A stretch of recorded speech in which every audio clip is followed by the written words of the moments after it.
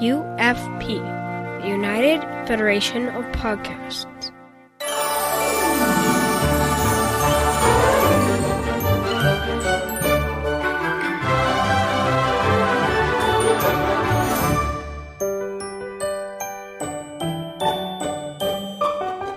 To all who listen to this happy podcast, this is Mickey's Marvels on the United Federation of Podcasts. You can contact the network at contact.ufp.earth, on Twitter at UFPEarth, and we're also on Facebook. I am your host, Patrick Devlin. Join with me in this world of imagination, hopes, and dreams is Chris Tribuzio. Chris, how are you? Oh, hello. Hey, Patrick, how are you? I'm good. How you been? We haven't talked in a little while. I've been all right. You know, work, sleep. Yeah, I know that feeling. But hey, we get on here and talk Disney, so I am totally excited. There could be about way this. worse things for us to do between the work and sleep cycles. Absolutely true. But I am totally excited about this. When you asked me to be a co-host to this, I thought to myself, I said, why not? You know, there's so much about Disney and the umbrella and everything that encompasses it that we're going to be getting to with these podcasts. So it'll be a great conversation to be had. Right. So for the listeners, real quick, since this is our first podcast, I'd like to just run down real quick our format. Our format's simple. We're going to come on, we're going to throw you some news. Look, we record and we don't release like other Disney podcasts that focus on this news. So we're not recording on Wednesday and dropping on Thursday and then recording again on Saturday and dropping on Monday.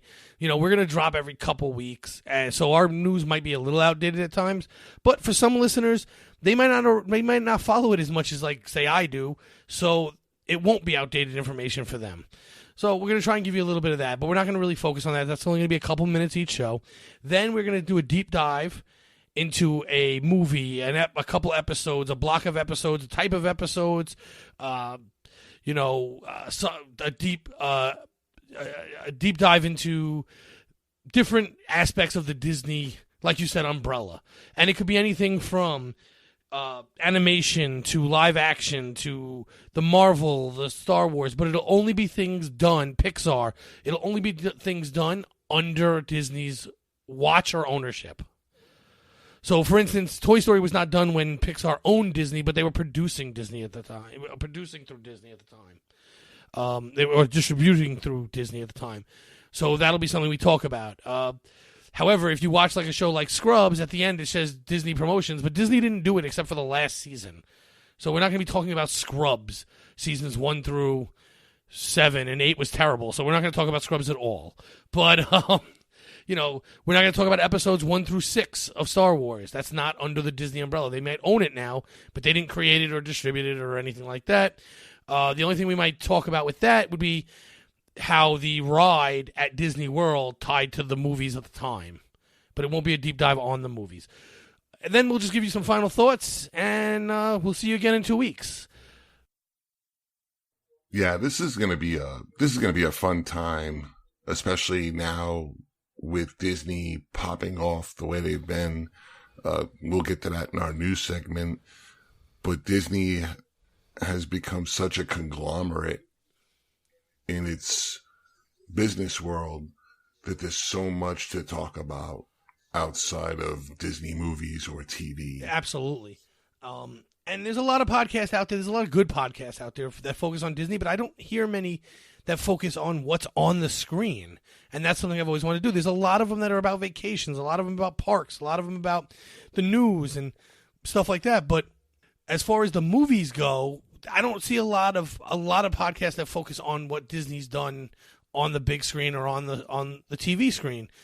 So, that's something that interests me. It interests you. We got together, we put our heads together, and then, we're going to come out with this. Our first episode, not this episode, our next episode, which will be our first non-pilot episode, where we're not introducing ourselves to the listener, but that'll be about Fantasia, the original. We're going to go on a deep dive on a classic. The one after that we haven't spoken about, but maybe we'll do the first Iron Man movie that Disney did. Or maybe we'll do episode 7 of Star Wars. Or we'll do a Disney Natures movie. I'm not a big fan of them, but we got to talk about everything.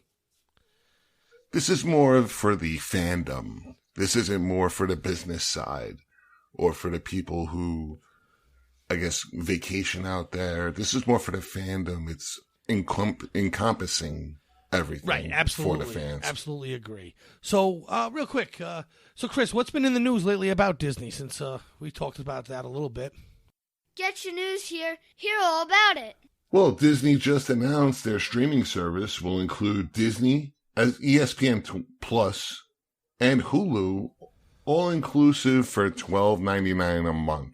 I'm excited about this. That's the most competitive price. I mean, when Disney said they were coming out with a streaming service, I automatically assumed $20. And I didn't think we were getting ESPN, which is held by Disney, and Hulu, which is also held by Disney. You know, but to get all of that for just $12.99? Yeah, I didn't know ESPN was held by Disney, nor did I know Hulu was. I was originally thinking of picking up Hulu based on another TV show that I follow that's coming on Hulu as well. So when I heard this, I said, why am I going to get it now? Yeah, you might as well wait. I can just wait till November. Yeah, wait for it to have all the Disney movies, all the... They're going to... Well, they've been announcing over time that it's not going to be... Like, Disney's not going to be just a kids network. Mm-hmm. It's going to have, you know, Disney movies, animation, but it's also going to come out with the new Marvel stuff. And they'll probably just put that on Hulu now, right? Because it's under that umbrella. But whatever. I don't care where they label it. The other thing that I had read, and I don't know how true it is. I haven't fact-checked it yet, so, you know, take it for what it is. What's supposed to be really nice about the Disney service is for parents that want to, you know, on a rainy day, let's stick the kid in front of the television. Instead of having to click one episode at a time, you can find blocks of episodes according to... like a theme. Okay. And so it won't play just first episode through the last episode of Mickey Mouse Clubhouse. It'll just be a theme, and it'll be like 3 or 4 different shows that keep switching one after the other, so it keeps the kid entertained at the television. Okay. I don't know how I feel like that. I mean, it's good if it's like a rainy day and I'm stuck in the house and I'm trying to get work done. At the same time, I don't want to just plop kids in front of TVs all the time and make them watch TV, but you know, there is a need for that. There is a need, and especially now in today's society where everybody has iPads or iPhones and they take long trips. So what they do is they would go through either a streaming service or maybe some episodes that they've downloaded through a streaming service and keep the child or the kids busy throughout the trip, which, you know, it's not all that bad. No, it's not a terrible idea. You also see parents do it at restaurants and stuff, and some people lose their minds about it, but hey, you know what? That kid's not screaming, that kid's not yelling. It's keeping the child busy. Right, absolutely. And I'm not one of these parents who lose their mind if a kid 2 tables away is screaming or yelling anyway, but there are people who do that, but at least now they're not, you know? Yeah, sure. In other news, though we've had a bunch of news come out this week, reservations for Droid Depot, Olga's Cantina, and Savi's Workshop just opened up for Walt Disney World. So I forget the first day of that, but it's when Galaxy's Edge in Disney World opens up. Droid Depot is where you build a BB unit or an R unit, right? What's cool about these droids is they're very customizable. There's a lot of different color options, and they have personality chips. And what personality chips are, right now they have 3. I don't think they're going to expand on it because it doesn't seem like a worthwhile endeavor. However, if they were to, they are to. But the 3 that they have now is the First Order, Smugglers, or they call them Scoundrels, I believe, or the Resistance. Now, depending on which chip you pick, if you pick a Resistance chip, when you're in the Resistance areas, it's very alert and happy. When it's in a First Order, it's very nervous and jittery and looking around because this droid will react to the world around it when it's in Galaxy's Edge. Oh, wow. It'll also react to other droids that are nearby. So I've already made 2 reservations for 4:30 on December 2nd, I believe, in the afternoon. Unfortunately, that's after I go to Olga's Cantina, but because I would have liked to seen it react inside the bar.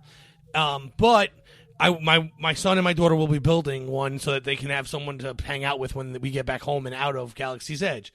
Now, the Cantina, that's It's a bar. You have to be 21 to drink, obviously, but you can bring kids in.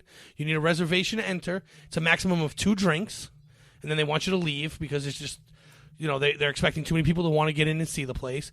But it's a Star Wars cantina, so they have some food, but it's like finger food, so you're not going to get a full meal there. You're going to get wings or something like that. I haven't seen a menu yet, but it's that kind of stuff. And then Savi's Workshop. Oh, and the droids are $99.99. Okay, that's what I was going to ask. So they're $100. I don't know what the prices are at the cantina, but if it's anything like what I've been hearing about Disneyland, people complain about pricing all the time, but it didn't seem too bad for being in Disney World to me. And then you have Savi's Workshop, and I may be butchering all these names because I'm terrible with names, and I'm sorry for that. But what's cool about this is where you build the highly collectible lightsaber. And so this is not a toy. This is a beautifully detailed lightsaber. This is something I'm going to build eventually and take home and put on the wall right back there somewhere. And no one's allowed to touch. They cost $199.99. But they are very highly detailed, and they're stuff that Star Wars fans have been looking for years, and they've been paying high prices to people who custom make this kind of stuff, and now Disney's offering it for $200. Yeah, when Galaxy's Edge, opened in California, that was the big to do. When you walked into the Galaxy's Edge Park, yes, was lightsaber building and the different mods you can put on it. And like you said, it's not a toy. You're not going to give it to your kid and be like, all right, ready, go. No. This is more or less a model. That's exactly what it is. Exactly. To put it exactly as it is. This is something that you hang yes, with 2 hooks and you put it up on a wall. Yeah, and if they're beautifully detailed, the ones that I've seen. I don't remember if you can make replicas of the actual ones from the movie. I believe you can. I wouldn't personally, but at least not with my first one. And at $200 a piece, that'll probably be my only one. But you can in Droid Depot, you can make R2D2 if you wanted. You can make BB-8 if you wanted to. I hope neither one of my kids do because I want our. Correct. You want something of your own, right? But it's up to them. They're the kids. I'm sure we're getting 2 BB units because they love the little round one, and the head even is detached, so it actually moves around the ball. What's the scale to that model? The BB is about, from what I've seen in the video, I would say it's about a foot and a half tall. And so is the R2. That's rather huge. Yeah, and you're supposed to carry it around the land. So they sell a backpack, so I can tell you right now I'm getting 2 of those because I'm not carrying this thing around in my arms. And my kids aren't either, let's be honest. So I'll be getting 2 of those backpacks. I do not know what they cost. I will let you know once I buy them. I would imagine no cheaper than $50. Usually, when they used to have rides makers, I did that in Disneyland, and that was where you built your own car, similar to this. My son actually has the 50th anniversary Disneyland car from rides makers. The bag was $30, but the bag wasn't as important because you weren't carrying the car around the park. So we'll see, Yeah, as opposed to a 1-foot model that's got a way. Right, and this bag apparently, you put the droid in, you close it most of the way, and the head sticks out, and it looks around and beeps and boops and does all its stuff according to where you are in the park. So, that's going to be cool. In other news, we also had during a recent earnings call, Disney CEO Bob Iger, he commented about the attendance drop in Disneyland.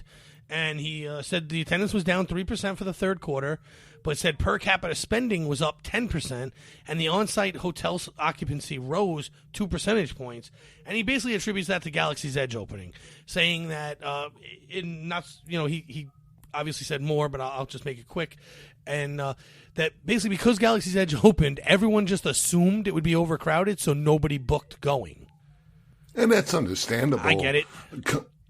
Coming from Las Vegas, where I live, every casino opens up and you have different seasons, we'll say, or maybe conventions, we'll say. So maybe the first quarter you may have jumped up a little bit, but that's because the population increased due to travel and tourism.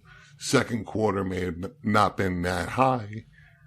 again attributed to travel and tourism. So I can understand where they're coming from with this. Yeah, look, I think that they had expected, maybe they didn't expect it, but I think us, the fans, the people who travel to Disney a lot, we had expected to see huge increases